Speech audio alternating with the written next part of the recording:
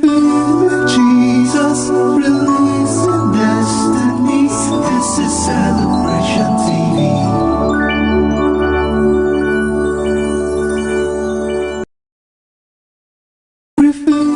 Welcome to News Desk on Celebration TV. I am Comfort James. And I'm Femima.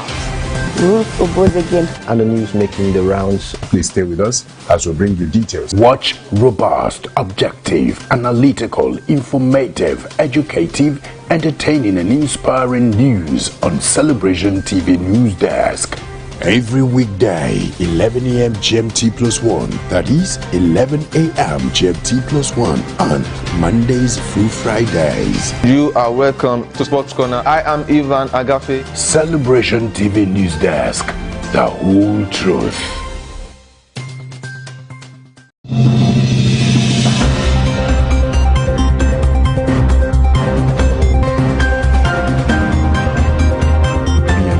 To 15.7 trillion naira at the end of December 2019. Senior Democrats have responded by accusing him of committing a gross offense. The All Progressives Congress has vowed to punish the Ogun State Governor, Ibikule Amosu.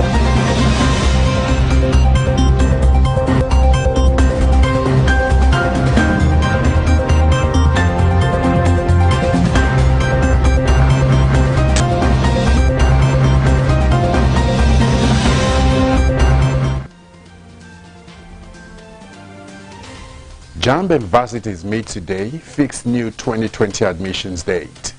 New strict COVID-19 regulations in Malawi. Hong Kong media tycoon arrested under security. CBN to unify exchange rates pegs Naira at 379 Naira per dollar. And William confirms Chelsea exit after 7 years. Thanks for joining us once more on our news desk. I remain Nicholas Akosile Walter. Please stay with us as we bring you details of that news after this very short break. Don't go anywhere.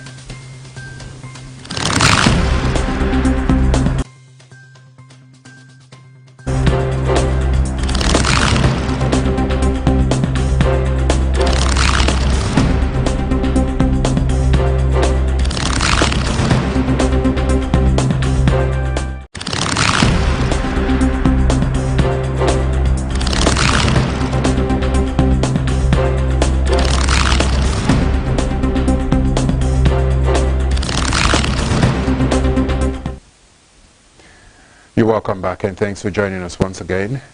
Now the news in details. The Joint Admissions and Matriculation Board said it was considering a new date for the commencement of a 2020 university admission process. He added that he had scheduled a meeting with all the tertiary institutions in the country for today on the issue. JAMB said the meeting would look at the possibility of ensuring the institutions either delayed or prolonged their screening to accommodate candidates who would be taking their exit examinations to be conducted by agencies including the West African Examination Council, the National Examination Council, and the National Business and Technical Examination Board. The board had issued a guideline for all tertiary institutions to begin their admissions with effect from August 20th. The spokesperson for JAMB, Dr. Fabian Benjamin, in a weekly bulletin on Sunday said the board would desire that all candidates who had taken its unified tertiary matriculation examination be given equal opportunity to compete for the available openings. He said it is a reason for a call for another meeting with all the institutions with a view to amending the earlier and mutually agreed date for the conduct of post-UTME screening and other processes. It is in view of these that the board is working to preempt any unpalatable situation that may arise if institutions conduct the admissions without accommodating the vast number of candidates that are about to take their O-level examinations. And moving forward quickly, and NDDC writes IG demands prosecution of failed contractors. The management of the Niger Delta Development Commission has petitioned the Inspector General of Police, Mohammed Adamu, seeking the arrest and prosecution of contractors who collected mobilization funds but refused to execute contracts they got from the agency. The managing director of the agency, Professor Kemebradikumo Pondi, signed the petition dated July 29, 2020. Pondi in the letter reminded the IG about some documents relating to the alleged contract scam in the agency currently being handled by the Police Department of Operations. The petition reads in parts, in or about 2017, the Commission awarded contracts to certain companies for the conduction of desk and chairs for primary and secondary schools in the Niger Delta region. Instead of supplying the chairs and desks to the Commission's warehouse in Port Harcourt or to any of the NDDC offices in the 9 Niger Delta states, the contractor supplied them to a warehouse described as Akwede Akwis, Benin Expressway or Panam before Witechek. Meanwhile, the construction firm Webster Global Ventures alleged by the NDDC to have been used by some federal lawmakers in contract scam has denied being part of such a fraudulent practice. Pondi had recently alleged that the firm was using the National Assembly to coerce the NDDC into making payments for contracts not executed. The company, in a statement issued by its Director of Operations, Okpeolu Adara, described Pondi's claim as a deliberate attempt to bring the firm's reputation into disrepute. Quickly on other stories, Lagos churches reopens and comply with COVID-19 guidelines. Churches in Lagos State held services after over 4 months ban on religious gatherings due to COVID-19 pandemic in the country. Governor Babajide Sanwo-Olu had last week ordered the reopening of worship centers in the state from Friday, August 7, 2020. Mosques in the state had Juma services on Friday, while churches had their services on Sunday. At some of the churches, it was observed that children and elderly were absent in accordance with the directive of the state government. It was also observed the worshippers maintained physical distancing, wore face masks, and washed their hands before entering the churches. At the Emmanuel Baptist Church, Abulegba, there was provision for hand washing at the entrance of the church, and worshippers were also seen with their face masks. At the Christ Face Tabernacle International Church, Oba, the service was held for 1.5 hours. The church also obeyed the COVID-19 guidelines.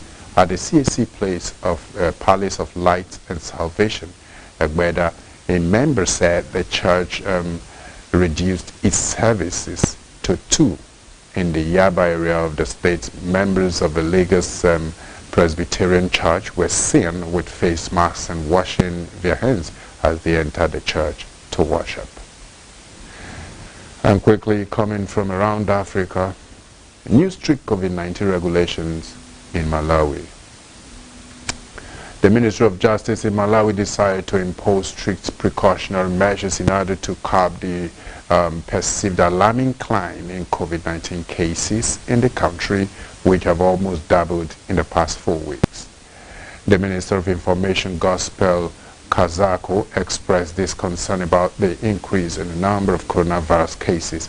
Hence, stricter sanitary measures to contain the spread of the virus have been taken into effect across the country. It is now mandatory for all to wear masks in public spaces, and places of worship, restaurants and bars are closed, with only 2 away sales being permitted for drinking establishments. Public gatherings of greater than 10 persons are prohibited, with the exception of funerals, which can have up to 50 people in attendance. Justice Minister Chikosa Silugwe stated that an army of control has been hired to enforce these new sanitary regulations. The Malawian government attempted a lockdown back in April, but as no financial bailout packages were made available to the most destitute of the population, these initial efforts were quickly thwarted in the court. Since the first case of coronavirus appeared in Malawi, April 2nd, the nation has confirmed a total of 4,624 cases and 143 deaths as of 8th of August. And still from around Africa, economists warn drastic action needed to help Algerian economic recovery. Economists are warning that large-scale intervention is needed to rescue the Algerian economy from accruing huge foreign debts following the double blow of COVID-19 and trembling oil revenues. The National Office of Statistics has reported a 3.9% fall in gross domestic products in the first quarter of 2020 alone, with unemployment nearing 15%. Finance Minister Ayman Babadem Rahman has estimated the losses of state-owned enterprises at over $1.25 billion US. Professor Kadida also called for major projects such as agro-industrial zones in the country's desert south with processing infrastructure, extended railway lines and new towns to service them, all built with local manpower. The International Monetary Fund has forecast that Algeria's economy will shrink by 5.2% this year. In April, the organization approved $3.4 billion US worth of emergency financial assistance to Nigeria to support the government's effort in dealing with the same problems Algeria faces, the double impact of the COVID-19 pandemic and the sharp fall in oil prices. But Algerian President Abdelmadjid Tebboune has already ruled out seeking loans from the IMF or other international financial bodies to preserve what he described as national sovereignty. Algeria's painful memories of its 1994 deal with the IMF, which meant a structural adjustment plan resulting in massive job cuts, shutdowns and privatizations. The government has also said that it will launch an economic recovery plan and already decided at the start of May to have the state's operating budget. The president has insisted that the economic plan will preserve the social characteristics of the country and protect the purchasing power of the citizens, especially the most vulnerable groups. President Tebboune has also said he is confident that Algeria's financial capacity is sufficient to implement the plan. We'll go on a short break. While we come back, we'll bring you updates from UK as little evidence of COVID transmission in schools, says Williamson. Stay with us, please. Welcome to News Desk on Celebration TV. I am Comfort James. And I'm Femi Marks. And the news making the rounds. Please stay with us as we bring you details. Watch robust, objective, analytical, informative, educative, entertaining and inspiring news on Celebration TV News Desk. Every weekday, 11 a.m. GMT+1. That is 11 a.m. GMT+1 on Mondays through Fridays. You are welcome to Sports Corner. I am Ivan Agafe. Celebration TV News Desk. The whole truth. Fight for glory. Desire for victory. I am Lizzie Johnson Suleiman, and I want to use this time out to invite all the women watching me right now. It's our International Women Conference again. I know you will not want to miss this. Regardless of what is happening, we are trusting God that God is set to do something great in our midst. Power! Happy sounds! Power! Happy sounds! Power! Happy sounds! Power! Happy sounds! Power! Happy sounds! Power! The theme for this conference this year is No More Tears, and the date is on the 12th, the 13th and 14th of August. God's servant Apostle Johnson Suleiman will be with us, ministering greatly, and God using him to reach out to us again. So you don't want to miss this. Just get set, prepare yourself to be in this meeting. Touch!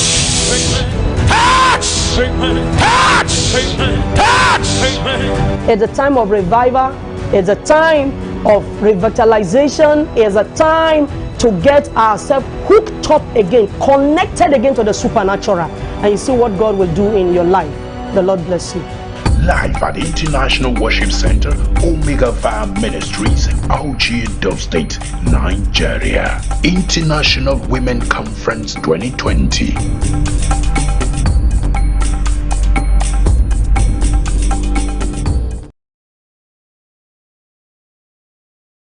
Welcome to News Desk on Celebration TV. I am Comfort James. And I'm Femi Mark.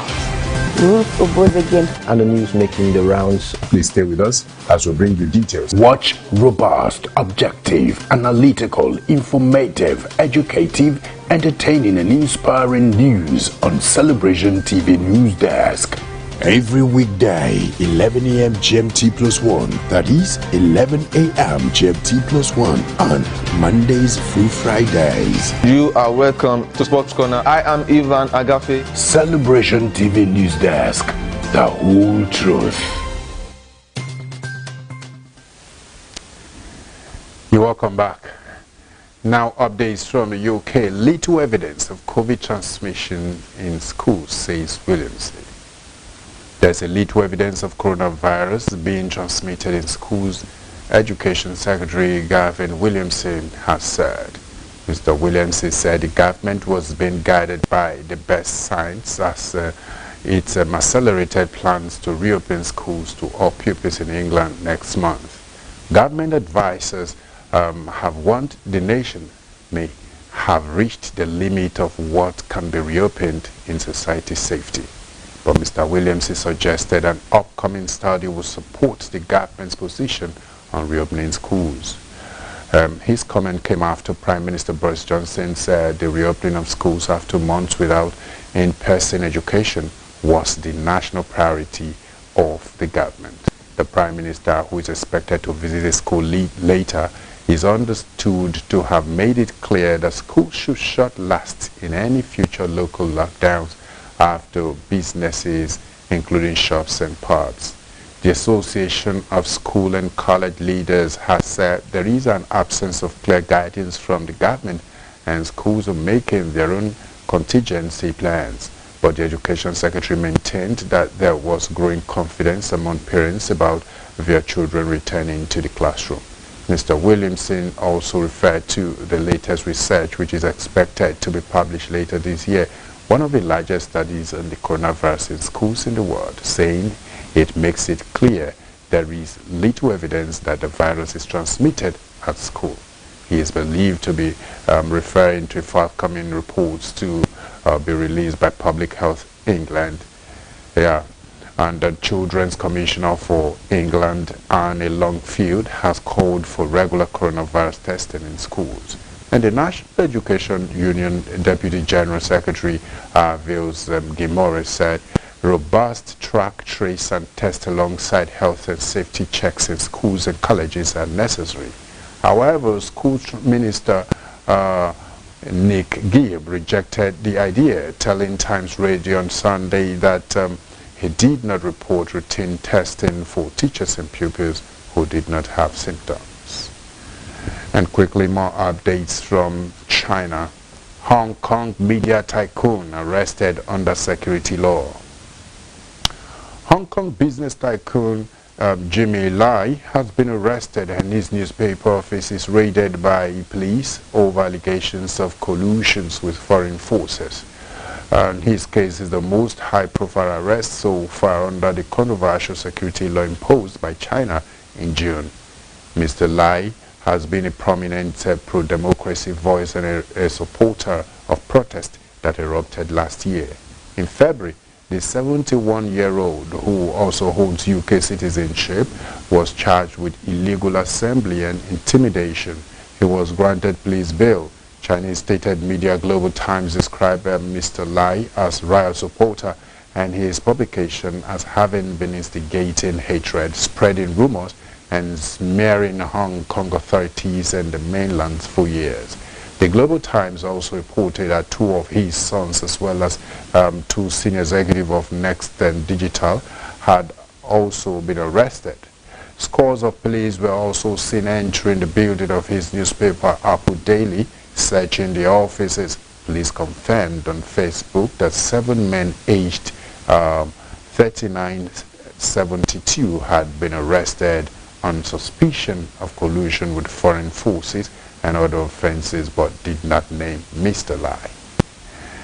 Quickly on business news, CBN to unify exchange rates and pegs Naira at 379 per dollar. The Central Bank of Nigeria officially changed the exchange rate of the Naira to the dollar from 361 Naira to 379 Naira on its website. The Apex Bank had earlier expressed its decision to unify the exchange rates in the country as forex scarcity persisted. It was, however, yet to announce if this would be official unified exchange rate. Meanwhile, the Naira exchanged for 473 Naira at the parallel market. Experts have continued to clamor for a single exchange rate in the country. The President, Association of Bureau de Change Operators of Nigeria, Alhaji Aminu Gwadabe, has said it will ease regulatory supervision, ensure transparency and effective price discoveries, and deepen market perfections.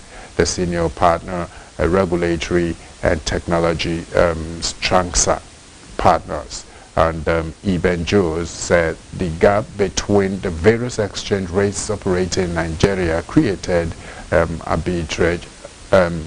arbitrage and opportunities for highly connected individuals. And still on business news, quickly, Nigeria federal government to restructure SME loans, says Osibanjo.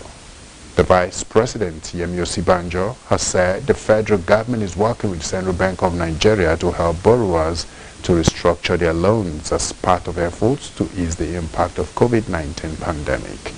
Osibanjo said this in a statement by the Senior Special Assistant to the President on Media and Publicity, Office of the Vice President, Lao Luakande, entitled Federal Government will use part of 2.3 trillion Naira ESP stimulus as buyers of last resorts. The statement said he disclosed this at the visual edition of the 2020 Presidential Policy Dialogue of the Lagos Chamber of Commerce and Industry.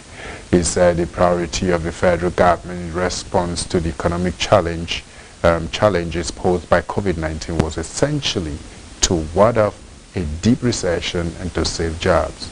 We are hoping, in other words, they're hoping to do by a mix of stimulus measures to support local businesses, the essence being to retain jobs and to ensure that we create the best possible circumstances for the most vulnerable in the society, he said. Osibanjo said the federal government developed the economic sustainability plan with a stimulus package of 2.3 trillion to give fillip to the economy across various sectors. The size of the stimulus was about 1.5% of national income or gross domestic product, he said. According to him, this is not as large as the government would have liked it to be, but it was the best it could do, given existing fiscal and monetary constraints.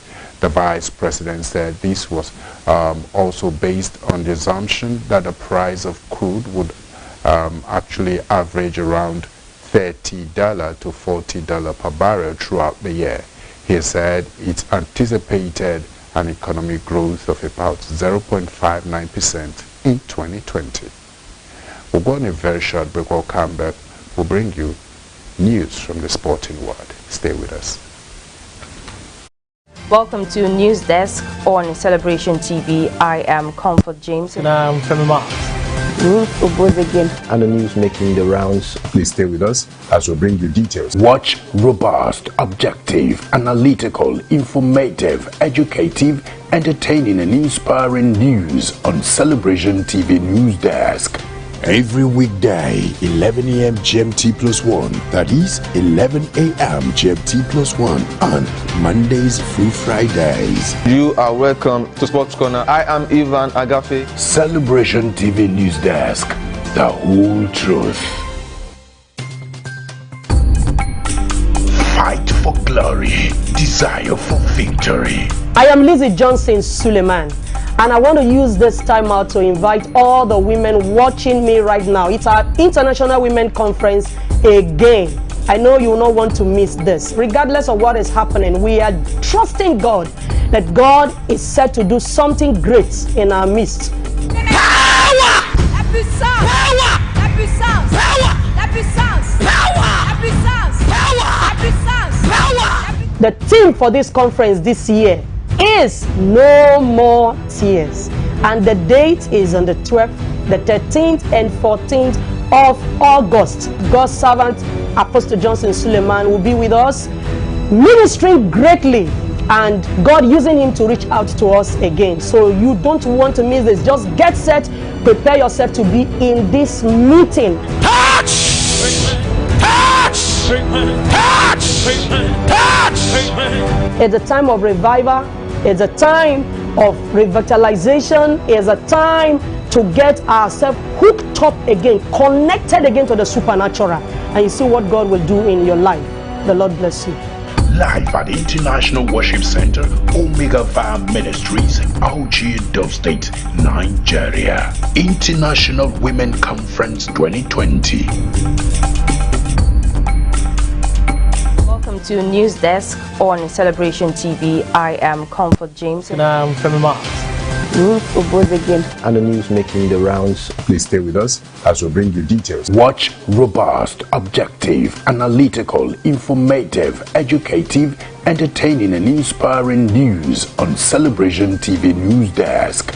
Every weekday, 11 a.m. GMT plus 1. That is 11 a.m. GMT plus 1 on Mondays through Fridays. You are welcome to Sports Corner. I am Ivan Agafe. Celebration TV News Desk. The whole truth. Welcome to News Desk on Celebration. Welcome to Sport News. Willian confirms Chelsea exit after 7 years. Brazilian midfielder Willian has confirmed he would leave Chelsea after 7 years, 7 wonderful years at Stamford Bridge. The 32-year-old linked with a move across town to Arsenal posted a farewell letter to the club's fan on Twitter. Willian, who began his career with Corinthians in Sao Paulo, joined Chelsea from Anzi Makachaka in 2013 and made over 300 appearances for the club, winning 2 English Premier League titles. He was out of contract this summer and have failed to agree to a new long-term deal with the club. In August 2013, when he received the offer from Chelsea, he was convinced that it was where he had to play. He said he's certain that it was the best of decision. There were so many happy times and some sad times. There were trophies and it was always very intense. Spanish midfielder Pedro also announced he was leaving the club on Sunday after 5 years. In another sports news quickly, Lyon wins Women's French Cup. Lyon beats Paris Saint-Germain 4-3 on penalties to claim a record-extending 9th Women's French Cup, less than 3 weeks before the Champions League quarterfinals.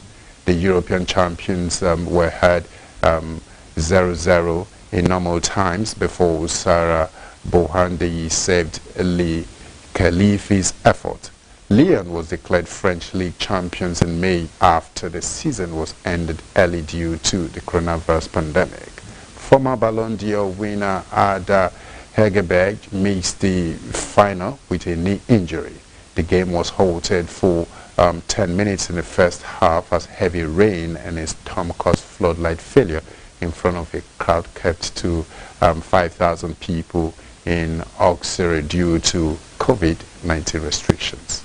In the Champions League quarterfinals, Lyon faced Bayern Munich on August 22nd in Bilbao, while PSG play Arsenal in San Sebastian on the same day. The two French sides can meet each other again in the final 4. And that's brought us to the end of the news on Celebration Television News Desk. In case you're just joining us, here's the news headline recap. JAM and Varsity meets today, fix new 2020 admissions date. And new strict COVID-19 regulations in Malawi. Hong Kong media tycoon arrested under security law. And Central Bank of Nigeria to unify exchange rates, pegs Naira at 3.79 per dollar. And William confirms Chelsea exit after 7 years. Quickly, we have quote of the day that says, never stop being a good person because of bad people. Like seriously? Wow. Never stop doing good. He that knoweth how to do good and faileth to do it, to him is a sin. So never stop doing good. You know why? You cannot afford to fail your generation. God has actually ordained you to reach out to a certain number of persons on earth before you leave this world. So if you actually are capitalizing on the bad opinion of people and is now stopping you from doing good, come on, it won't speak well of you. That shouldn't stop you at all. Keep on doing good.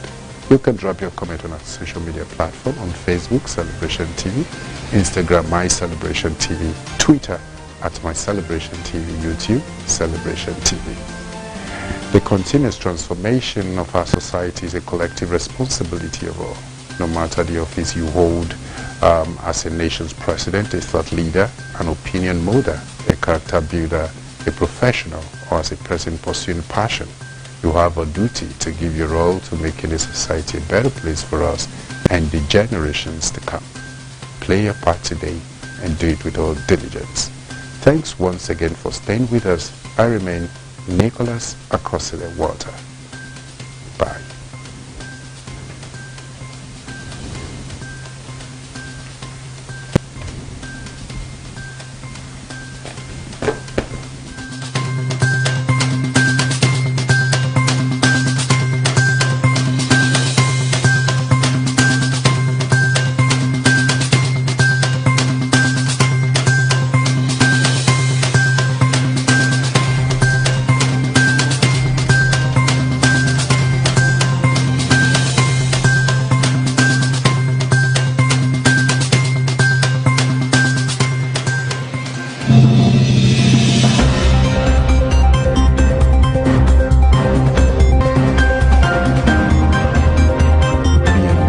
To 15.7 trillion naira at the end of December 2018. Senior Democrats have responded by accusing him of committing a gross offence.